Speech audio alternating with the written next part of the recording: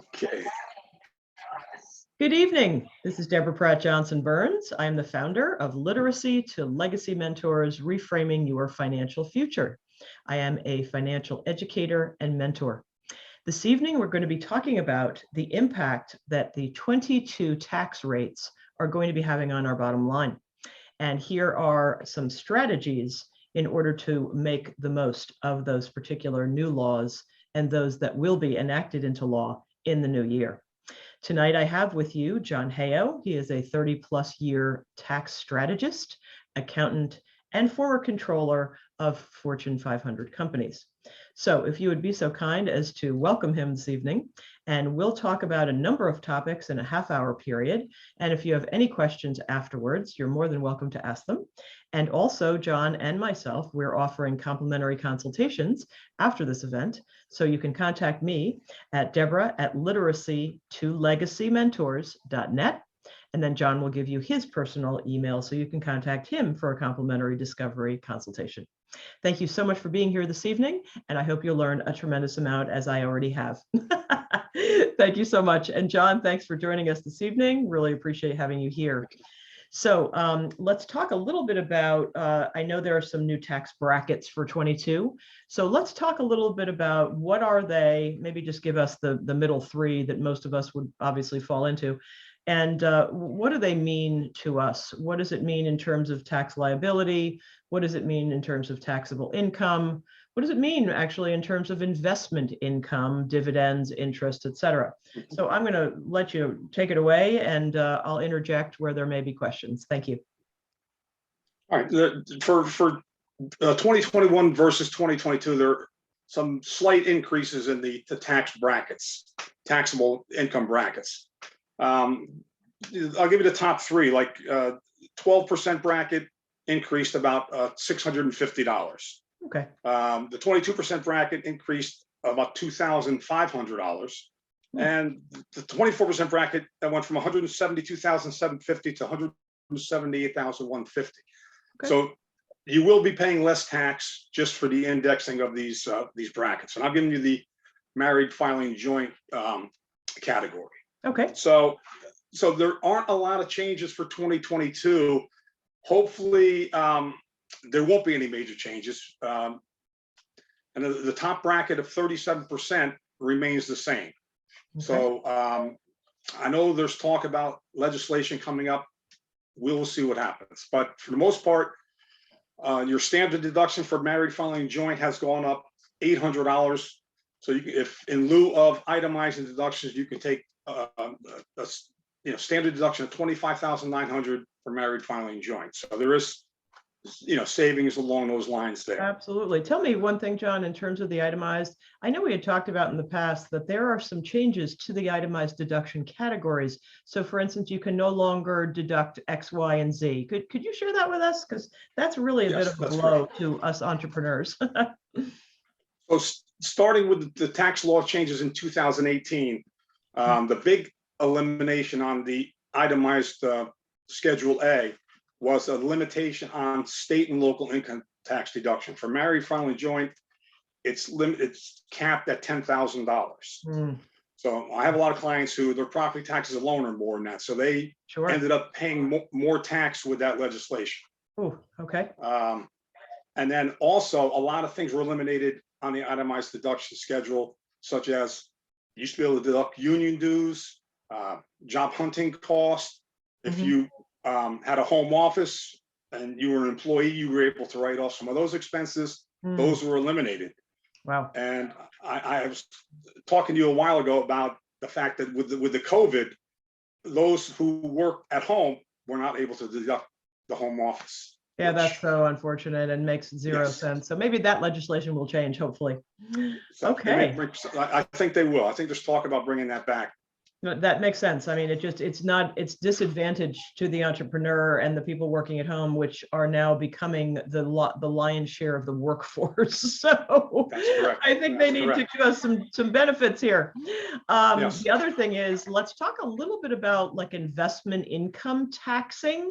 That's important, Okay. as many of my clients, as well as my Yes. viewers and listeners today, are investors such as myself, and we really need to have as many tax advantages as we possibly can. So share that Yes. with us if you would.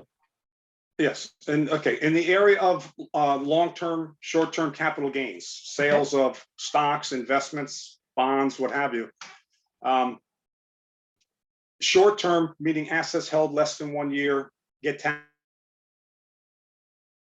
taxed, what's called the ordinary preferential tax treatment for assets held for less than a year. Okay. Long-term capital gains, there are, beneficial tax calculations, tax savings. There are 3 brackets for those, and those are 0, if you can believe that, 15%, and 20%. Okay. So if you're married, filing joint, your adjusted, your taxable income is below $83,350, you're going to pay 0 tax on those capital gains. Amazing.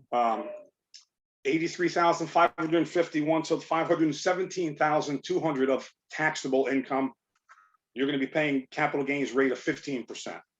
And above that 517,201 number, you're taxed at 20% on your capital gains.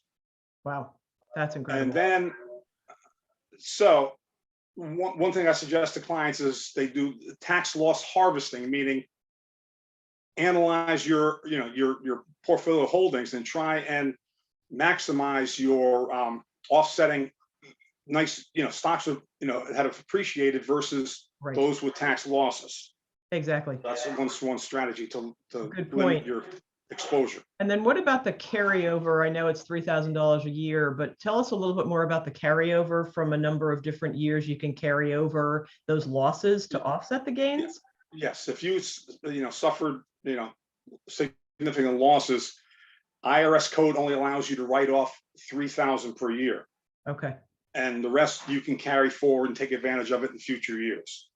I see. So if you have a capital loss of $25,000 in any given year, you can only write off $3,000. You would carry the $22,000 into the next year, and you can utilize it. Yeah, you're going to be carrying that if it's a $3,000 rule for like 8 years, right? For years, yes. Yeah. Wow. So, okay. On that example, you'd be carrying it about another 7 years. Right. So, do you want to talk a little bit about, thank you for that. Can you want to talk a little bit about also some of the tax advantages for those, for instance, that are seniors? So for instance, right now, as I understand it, there is a huge cost of living increase, the largest in 40 years for Social Security recipients. You want to talk a little bit about that? Yes. So Social Security recipients for 5.9%. And then that's significant. That's reason is the inflation. This year, I think the inflation rate was like 6.2% or something along those lines. Historic, really. Yes. And then part of your COLA increase for the seniors is going to be offset by increase of 14.5% of your Part B medical premiums. But at the calculation, that is going to go up approximately $20 a month. So that's what they're going to experience. And could you explain to us, so I didn't understand, for instance, that if a senior is 65, of course, and they get Medicare, there's a $144 standard fee, if you will, or premium every month. Like no matter what money you make, it's always $144. Is that right? Right. Yeah. The federal government is treating it like you have to, like an employer has their employees kick in a part of the premium. That's in a sense what they're doing there. Right. Yeah. Understood. So that person, for instance, that would go from 144 in some cases to 170 around there. Somewhere in there, between 165 to 170, somewhere in there. Yes. Okay. Okay. And then depending on your top, how do they determine your top rate of earning for Social Security? Do you have any idea how that's calculated or how that works? That's the Social Security Administration, those calculations is based on your historical earnings. Historical. Okay. So those who have not paid into the system will get less of a benefit when they retire. Exactly, which is most unfortunate, which is why I'm absolutely saying to everyone who works, particularly as a W-2, but also as an entrepreneur, to please save your money as much as possible and make sure that you're saving for retirement, even when you're 20, even when you're 15, even when you're 10, whatever. That's right. The sooner and That's correct. earlier, the better, because of compounding and because you're going to get a lot of that back when you turn. What is the year in 2021? It's what, 67 is the first time. I think 62 you can take it, but 67 is really the first most traditional time, right? Right. You can take early retirement at 62, and then they've pushed out the normal retirement age used to be 65, and that's for the baby boomers. They've been pushed out up to like 67, and you can wait until 70 if you elect to, and you'll get the most, the most bang for your buck. Absolutely, which is what I'm doing, because you can get the top. Is there like a timeout at the upper end, meaning if you've put away so much money, will you, whether you're making 80,000 or 800,000, you will get the top dollar from Social Security? Does it tap out, in other words? Yes, it does. It caps out, and then the only increase would be COLA increases going forward. That's right. That's right. It. That's correct. So I'd like to, suggest to people, because we are talking about taxes here and tax advantages, that basically consider, I'm not making any recommendations per se, and I'm not a licensed advisor, but I've done this long enough to know that it's a good idea for you to consider, what does it look like if you take your Social Security at 62? What does it look like in your life, in your financial plan at 67? And what does it really look like at age 70? Now, we all want to wait, I think, till 70, because you're going to get the most money, and that's fantastic. There's also a ruling, which I don't really clearly understand completely, and I suggest people go to the Social Security office and talk to these people directly about it. But I have friends and family who, for instance, their husband has taken the Social Security at 70, but the wife is not yet 70, and she gets to take half of his until she turns 70. Is that something you've seen a lot of? Yes. The key is that the higher earning spouse has to collect first in order for the wife to get the spousal benefit. Right. And is that also something? I'm sorry, go ahead. Another thing I encourage clients to do is that you can create your own Social Security online account, and they will tell you your historical earnings, so you can verify whether those are correct, and they'll tell you what you will get if you are disabled, if you take early retirement, normal retirement, or wait till age 7. They'll give you all those numbers. All you have to do is create your own account online, and it is secure, because every time you go on, they send you a code. That's right. That's right. And no, that's John. That's such an excellent recommendation. I have actually done that, as I have for some of my clients and some of my colleagues, because I think it's important as you get closer. So for my colleagues and clients and friends, family, age 55 and above, we need to be looking at this really carefully, and to maximize our assets as much as we can, right? And especially from a tax advantage standpoint. So I think it's really important to take a look at that, and particularly in those COLA increases, because it's not free money. We've all put it away, obviously, but we are getting some benefit by delaying or deferring, if you will. Yes. So correct. I think that's super important. And this is really great. So we're talking about sort of some different categories, not very much difference in terms of the tax brackets. We're really talking tonight about phase 1, because a lot of the legislation has passed the House, but not the Senate. And we'll be seeing more about that and talking about that on January 26th. And then we're talking tonight about investment income, some of the categories, whether they be 0, 15, or 20, which John expertly explained to us this evening. And then we're talking about Social Security. And do you feel you should take it at 62 for whatever reason? That's your business, and that's your time frame, and that's your retirement plan. Or are you going to wait till 67, or are you going to wait till the top dollar and retire at 70? So, these are a lot of things to think about with respect to taxes. And that's why I think it's so important that you have someone on your team that really, like John, understands this expertly and intimately. And he's available for a complimentary consultation should you be interested in perhaps switching accountants, getting someone for your parents, working with someone for a friend, making a recommendation for a friend, perhaps. So John, if you want to share with us a little bit about, you're newly domiciled and what you're up to these days, and share with us your email so people can actually reach out to you and maybe even have a discovery session, complimentary, and then decide, I would love to work with this guy or not, that's their prerogative. But tell us a little bit about that, if you would. Okay. First, I guess I'll give you my email. Call with any questions or concerns. My email is jhayo@optonline.net.